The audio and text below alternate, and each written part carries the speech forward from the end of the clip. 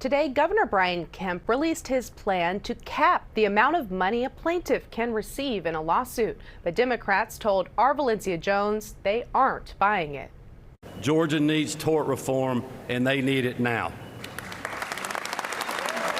Hundreds of stakeholders joined elected officials as Governor Brian Kemp unveiled his tort reform legislation. He says it will target skyrocketing insurance premiums and frivolous lawsuits costing millions of dollars. If your neighborhood doesn't have a grocery store, if your hometown and surrounding counties don't have an OBGYN, if the local family-owned restaurant is forced to raise prices again and again, those are real jobs potentially gone forever. Our hospitals will have a better environment for our workforce so that our physicians feel safe to practice here. They can continue to invest in the resources to keep critical service lines open. Businesses like Waffle House and utility contractors were among the stakeholders applauding the effort. We'll be able to expand businesses, grow businesses. What we've seen with tort reform is that people are unable to procure insurance to perform the proper utility work.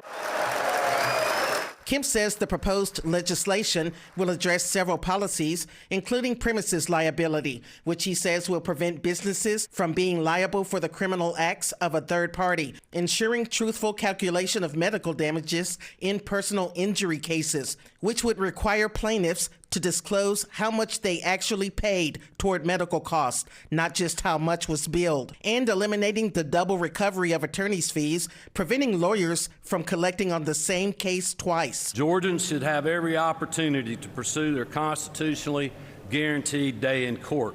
And if they were wronged, they should be made whole. While state Democrats say they also want to do what's best for Georgians, they say there's a better way to focus those efforts. He talks about hospitals closing, but at the same time, do a proposal to expand Medicaid. We have a proposal to do that, SB 50. He talks about grocery stores closing and food deserts, but things that would help those people will be actually trying to raise the minimum wage. Kemp threatened another session if lawmakers don't pass the legislation during this one, but he says he's optimistic it will get bipartisan support. We still have to see all the details, and details do matter, but right now, our stance right now is to be opposed to it. Valencia Jones, Atlanta Now News.